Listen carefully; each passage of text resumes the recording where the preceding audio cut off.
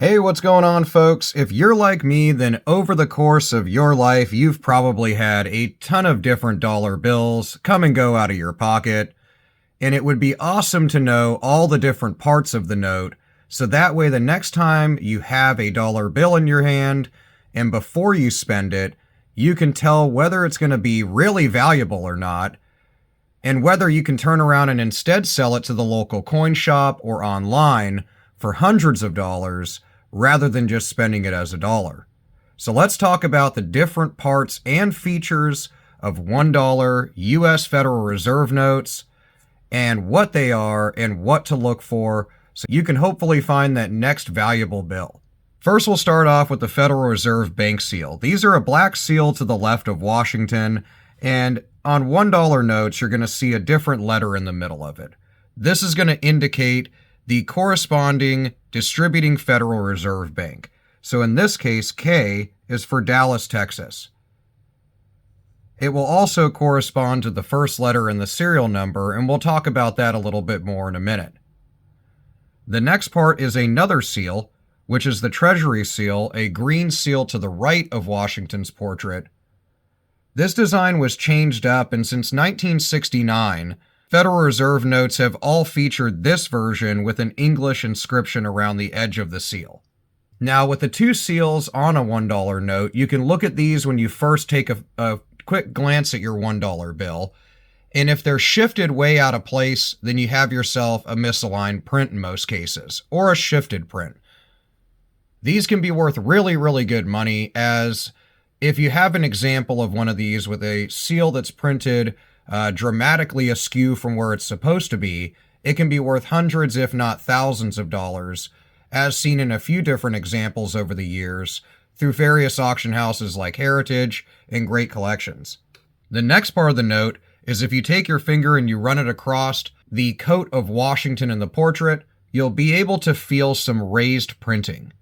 This is primarily an anti-counterfeiting measure, so to keep people from faking $1 notes, but we'll talk about that as well here shortly. There can be some print issues with these textured areas, but in most cases they're going to be with the ink that's going to be used in the printing process, having what's known as ink errors, including ink smears or issues where it laid down either too much or a lack of ink.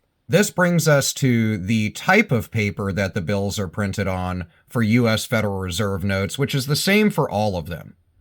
This is a mixture of cotton and linen, being 1/4 linen and 3/4 cotton. They also embed within the notes, so if you bring them, well, in this case, closer to the camera, but to your eye, you usually can turn them to the light, and you'll see little fibrous materials that are embedded in there, which are security fibers that are red and blue, and help with deterring counterfeiting of the notes and replication of the notes, as well as printing larger denominations over the top of the $1 bill. Speaking of covering up big portions of the note, this will bring us to the portrait in the vignette of Washington. So Washington's been featured on the note since its first distribution in 1963, and many errors can arise around this area of the note, so it's a good area to keep an eye out for, other than already looking at the seals, and then in a moment we'll talk about the serial numbers. Look for ink issues, as well as, of course, misaligned prints and printing issues associated with this area depicting the portrait of Washington.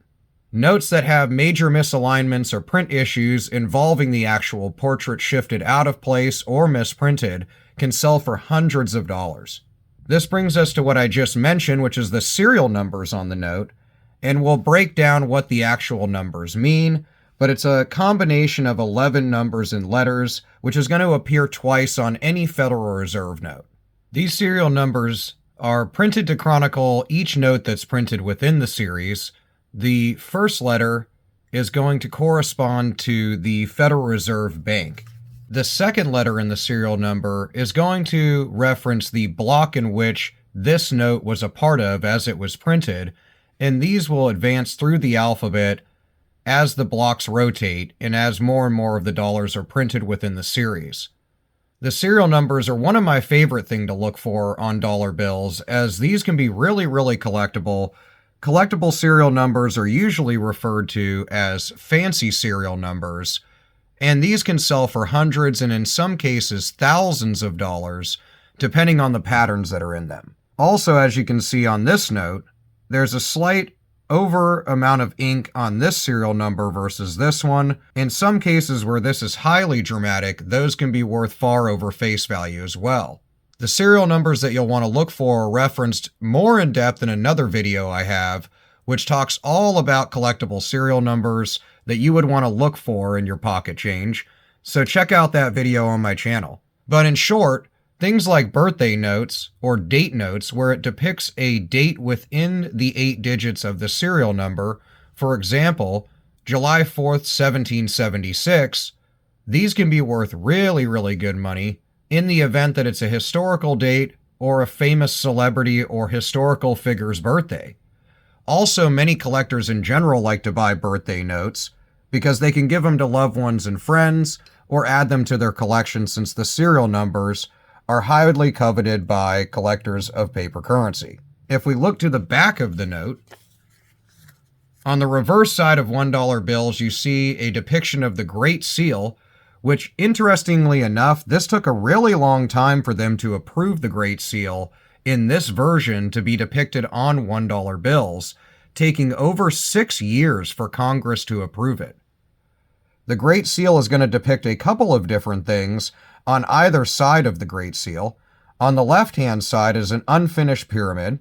The Latin inscription that is by the pyramid and above it, reading Annuit Septis, means Providence has favored our undertakings, and below the pyramid, the words Novus Ordo Seclorum can be seen, which means a new order of ages, referring to the United States' historic form of its own government.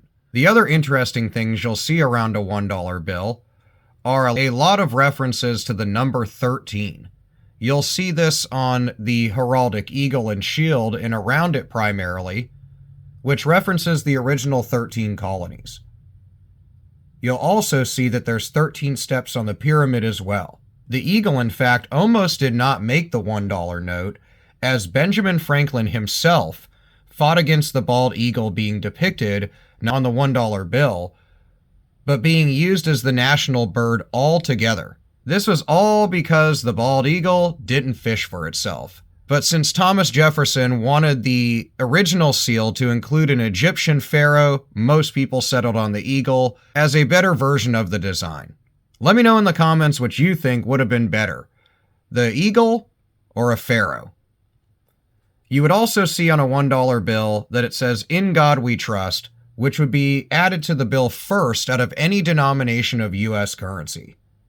Areas I like to look for errors in various print issues would be around the Great Seal, as well as any of the other intricate detail around the $1 bill. If you look around the intricate webbing around the entire reverse of a $1 note, as well as the small inscription of the Latin numerals for 1776 at the base of the pyramid, as well as any of the intricate borders surrounding the Great Seal on the back of $1 banknotes, these are all really good areas to look for errors, as well as print issues, and things of that nature that could make your $1 banknote worth way more than the face value of only $1. Also, as we look at this note, we can see that the overall printing on the back of the note sits really clean and centered in relation to where the cuts are and the borders of the $1 banknote.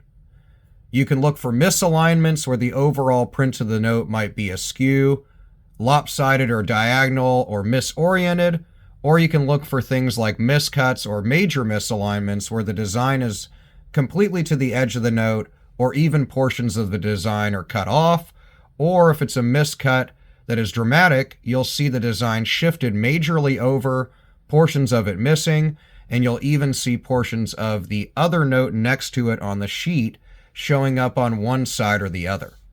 These are incredibly valuable, usually selling for the high hundreds or thousands of dollars when you see $1 banknotes with that dramatic of a shift or misalignment going to auction and graded really high. Now that we've discussed all the different parts of a $1 banknote, its different features, the small amount but really interesting security features on $1 notes, you know the major portions design-wise that you can look at and locate errors that can be worth quite a bit of money. You can of course also look in other areas on the note, like the plate identifiers, as well as the signature areas, as well as also the series date, and back on the reverse of the note, you'll see similar small inscriptions like this 127, which is your back plate number. These little areas can have misprints as well, so you'll want to look for those. Also, of course, like Federal Reserve indicators here, and the front faceplate number here. Also, the intricate detail found around the front or obverse of the $1 note can also be good places to look for issues with print and errors, so keep an eye out for those areas similar to those that are found on the back of the $1 bill. If you're wondering why the design of $1 notes has remained the same since it was introduced in 1963, this is because the US government redesigns Federal Reserve notes usually due to security reasons. As a whole, the US government has decided due to the infrequency of being counterfeited, the $1 banknotes simply don't need to be redesigned. But in addition to that, there is a recurring provision in the Annual Financial Services and General Government Appropriations Act, which is a really large mouthful, basically covering a lot of different prohibitions to the use and the creation of US currency, that said it prohibits the redesign of the $1 note. Without going around or making these sanctions obsolete, the current design of the $1 note seems like it's going to be around for some time to come, when they've already announced all the other denominations other than the $2 bill are going to be redesigned through 2040. Let me know what you think about this video covering all the different parts of the $1 US Federal Reserve note, various errors that you can look for in those parts of the notes, and the history and design features of $1 bills. Next time, before you spend that next dollar, hopefully you've learned a little something and you'll take a second look at it and decide if it's something collectible, or to take to your local gold and coin shop to see if you can get it appraised before just throwing it in the next vending machine for a drink or snack. Let me know what you think about this video in the comments and what you're looking for in your coin and banknote searches lately as well. I can't wait to read about it in the comments. Hit subscribe if you like currency and collectibles like I do. I'll see you in the comments, and I'll see you in the next video. Peace out.